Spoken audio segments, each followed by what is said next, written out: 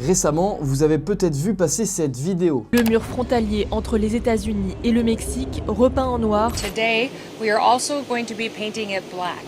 Ou encore celle-ci.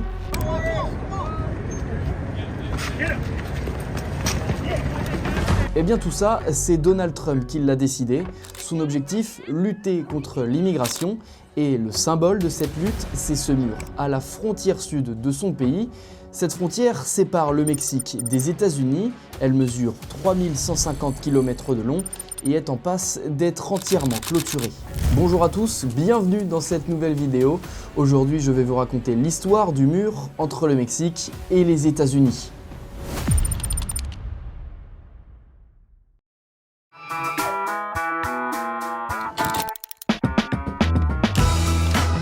Tout commence dans les années 90. À ce moment-là, les États-Unis sortent de la guerre froide, la puissance du pays est à son maximum, les Américains sont ouverts sur le monde et pour beaucoup d'étrangers, venir aux États-Unis, c'est se donner une chance de réussir. Bref, on est bien loin de l'image d'un État qui se barricade. Mais cette image du pays parfait va provoquer une importante vague d'immigration qui va surprendre les Américains. Dans les années 90, entre 1 million et 1 500 000 migrants étaient renvoyés chaque année. Il y avait cette image de la Californie envahie par des migrants. Et dans les années 90, la Californie connaissait des problèmes économiques. Donc on a mis la faute en fait des problèmes économiques de la Californie sur les migrants qui soi-disant volaient les emplois des États-Unis. Alors les habitants à la frontière avec le Mexique descendent dans les rues. On est en 1993 et à ce moment-là, la population décide de mettre la pression sur le nouveau président, un certain Bill Clinton. Le démocrate décide alors d'écouter les manifestants pour garder sa popularité et en 1994, l'année suivant son élection, il décide de mettre en œuvre une première opération, l'opération Gatekeeper. Et c'est à ce moment-là qu'on entend parler pour la première fois d'un mur à la frontière sud. All Americans, not only in the states most heavily affected, but in every place in this country, are rightly disturbed by the large numbers of illegal aliens entering our country. Au programme, 300 km de murs construits à San Diego, ville voisine du Mexique, et s'ajoute un renforcement de la patrouille aux frontières. C'est une opération plus symbolique qu'efficace pour garder sa popularité auprès de son électorat de droite, puisque la frontière mesure 3150 km de long et il ne construit que 300 km de murs. Les migrants passaient principalement en Californie et au Texas. Et le fait qu'il y ait eu ces opérations qui ont mis en place davantage de moyens humains, donc de patrouilles frontalières pour contrôler la frontière et les murs pour empêcher l'immigration, ça a redirigé en fait les migrants vers des zones plus dangereuses d'accès, notamment l'Arizona. C'était fait en tôle d'acier en fait. Donc c'était quand même de quelques mètres de haut. Mais cette stratégie a été remise en question quelques années plus tard par un événement majeur pour le pays, un événement qui a provoqué une vague de questionnements sur l'immigration et entraîné une refonte administrative complète du service de l'immigration et de la naturalisation.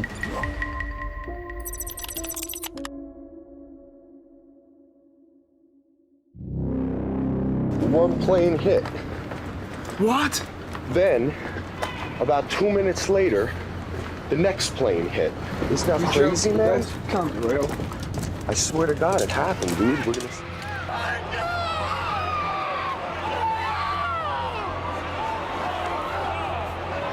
Le 11 septembre 2001, les États-Unis subissent l'attaque terroriste la plus meurtrière jamais connue. 2977 personnes mourront ce jour-là lors de 4 attentats suicides, 4 avions de ligne détournés, 2 sont projetés sur les tours jumelles du World Trade Center à Manhattan. Le 3e s'écrase sur le Pentagone, le symbole de la défense états-unienne.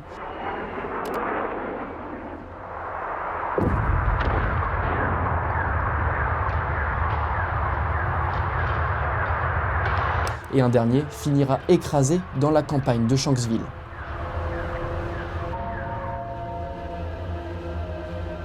Un tournant sécuritaire majeur. Les questions qui avaient trait à la sécurité nationale ont complètement été redéfinies. À la suite de ces attentats, il y a eu la création du Department of Homeland Security, qui est le département de la sécurité intérieure aux États-Unis. En fait, 2001, c'est vraiment là où sécurité et migration ont été mis sur le même plan. Immédiatement après les attentats, tout l'espace aérien est fermé et à terre, le président fraîchement élu en 2001, George W. Bush, barricade le pays.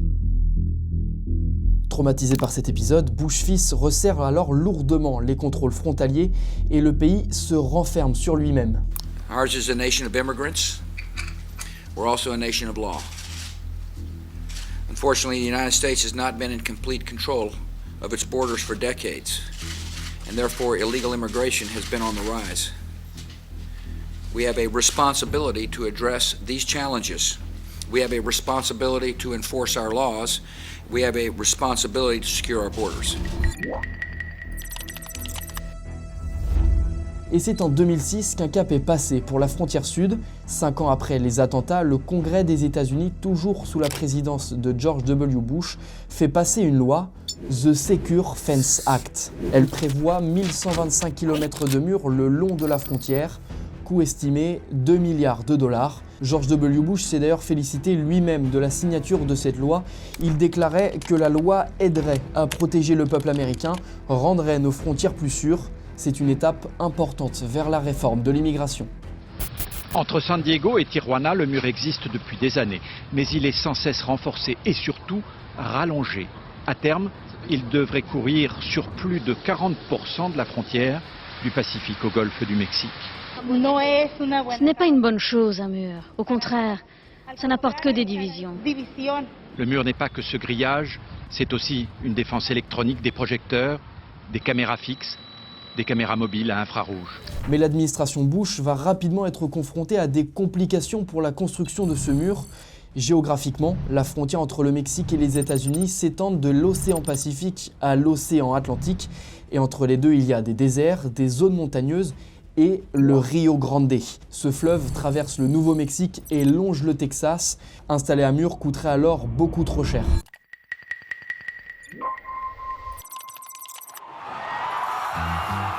That America is a place where all things are possible.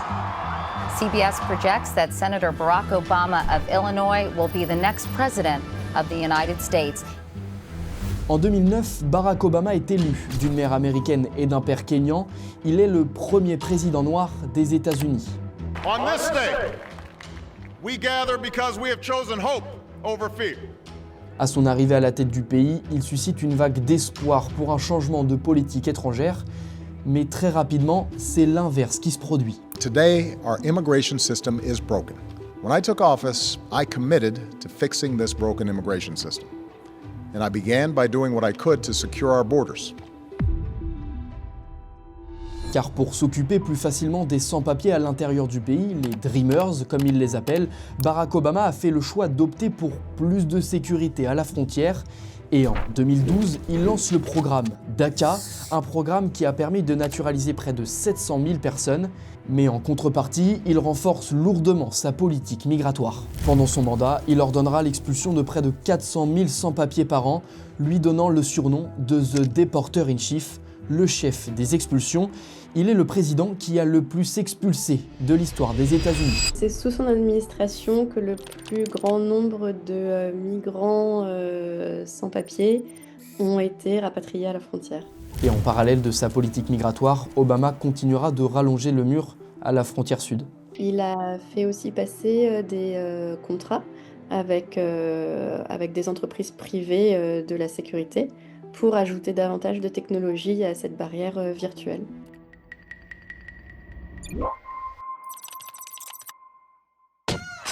We will build a great wall along the southern border. Build that wall. Build that wall. Build that wall. We're going to have strong, incredible borders. Who's going to pay for the wall? 100%. Bon, on en parlait en introduction de cette vidéo. Donald Trump, le président actuel des États-Unis, avait une promesse lors de son premier mandat en 2017, et c'est cette promesse qui lui a permis d'être élu. Mr. Trump, please do something. The drugs, the heroin, it's pouring in, and it's so cheap because there's so much of it. and the kids are getting stuck and other people are getting stuck, we're going to end it. We're going to end it. We're going to end it at the southern border. It's going to be over. Et pourtant, malgré ses nombreuses promesses, lors de sa première administration, le mur n'aura grandi que de 80 km. En 2020, Donald Trump est battu lors des élections. L'Amérique repasse du côté démocrate. Joe Biden est élu pour 4 ans et il fait la promesse qu'il ne construira pas 1 kilomètre de mur supplémentaire. Mais à la fin de son mandat, la promesse n'est pas tenue. Alors Biden, lui, il a fait campagne en disant qu'il ne construirait pas plus de barrières physiques, mais qu'il ajouterait de la technologie à la frontière pour renforcer la possibilité de surveiller qui entrait aux États-Unis. Et vers la fin de son mandat, 1 an et demi avant les élections présidentielles pour son 2e mandat, il a commencé à renforcer la sécurité à la frontière et à restreindre très fortement les possibilités de demander l'asile.